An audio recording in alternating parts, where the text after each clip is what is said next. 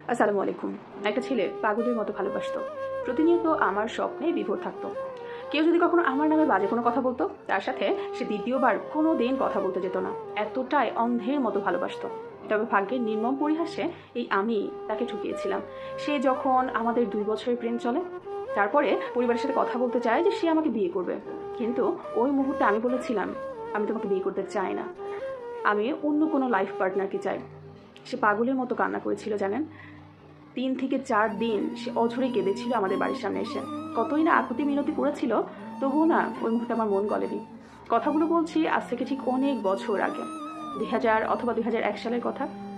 ওই মুহূর্তে আসলে যেহেতু মফস্বল একটা জায়গায় সে বাড়ির সামনে এসে প্রতিনিয়ত কান্না করতো, সবাই বলতো ছেলেটার সাথে তুই বিয়ে কর, সুখে থাকবি, তোকে তো ভীষণ পরিমাণে পছন্দ করে।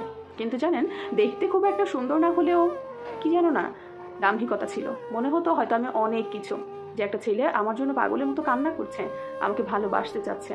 এই জিনিসটাকেই আমি তার উইক পয়েন্ট ধরে নিয়েছিলাম। মনে করেছিলাম আমি আরও অনেক ভালো কিছু জীবনে পাবো। তাকে নির্দ্বিধায় ঠকিয়ে দিয়েছিলাম। দ্বিতীয়বার তাকে কল্পনাতেও নিয়ে আসিনি। সে অনেক দিন মানসিকভাবে বিধ্বস্ত হয়ে গিয়েছিল। একটা পুরুষ মানুষ যখন একটা মেয়েকে ভালোবাসে এবং মন থেকে ভালোবাসে, সে কিন্তু মানসিকভাবে একদমই ভেঙে পড়ে।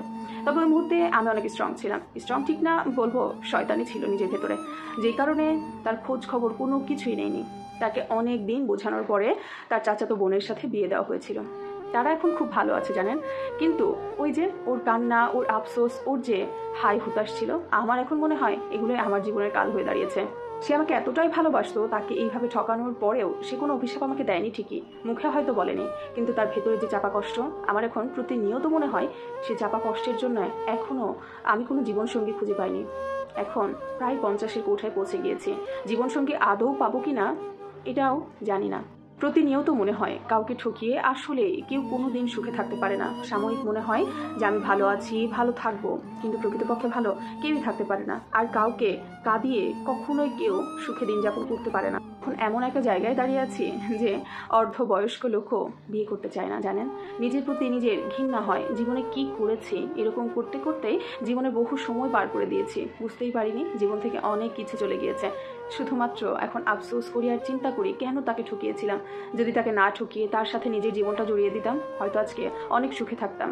তার জীবনটা দেখে ভালো লাগে। আসলে কি জানেন, সে ভীষণ সহজ সরল ছিল, এইটাই তার উইক পয়েন্ট ছিল। আমি তাকে পাগল বলেই ডাকতাম, পাগল কল্পনা করতাম। কিন্তু তার জীবনসঙ্গীটা ভীষণই ভালো, তাকে বুঝে সুন্দর করে গুছিয়ে নিয়েছে। তাদের জীবনটা অনেক সুন্দর। তার ছেলেরও বিয়ে দিয়ে দিয়েছে। তার ছেলে ডাক্তারি পড়াশোনা শেষ করে, তার বউও ডাক্তার।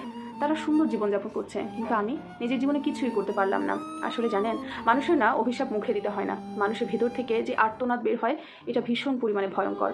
তাই না, পরিস্থিতি যেমনই হোক, যেই পরিস্থিতিতে আপনি থাকেন না কেন, যদি কাউকে আপনি আস্থা দেন, কথা দেন, ভরসা দেন, তাহলে সেটা রাখার চেষ্টা করবেন। আজকে হয়তো বা আমার কথাগুলো আপনার কাছে খুব একটা বেশি গুরুত্বপূর্ণ মনে হবে না, কারণ জানেন আপনার জায়গায় একসময় আমিও দাঁড়িয়েছিলাম। ওই মুহূর্তে কারো ভালো কথা আমার গায়ে লাগতো না, মনে হতো আমি ইয়াং, আমি সুন্দর, কারণ একটা ছেলে আমার জন্য কান্না করছে, এটাই ছিল আমার কাছে সব থেকে বড় জিনিস।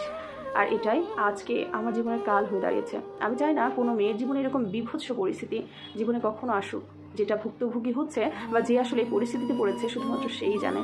এই কথাগুলোর সাথে আমার বাস্তব জীবনের কোনো মিল নেই। এই কথাগুলো একটা আপুর জীবনের কথা। তবে এই কথাগুলো থেকে একটা জিনিসই বলতে পারি, কোনো মানুষ আপনাকে যখন অনেক চাইবে, ভালোবাসবে, আপনার জন্য কান্না করবে, তাকে ঠকিয়ে অন্য কোথাও চলে যাবেন না। যদি তাকে আপনি ভালোবেসে থাকেন, তাহলে তার সাথে নিজের জীবনটা কাটান, দেখবেন ভালো থাকবেন, সুখে থাকবেন। কি জানেন, আজ পর্যন্ত কাউকে দেখলাম না কোনো মানুষকে ঠকিয়ে কেউ ভালো আছে। হয়তো বা সবার সামনে প্রকাশ করে আমি ভীষণ ভালো আছি, কিন্তু ভেতর থেকে সে পুরোপুরিভাবে বিধ্বস্ত হয়ে গিয়েছে। তাই ভালোবাসার মানুষকে না কখনো ঠকাবেন না।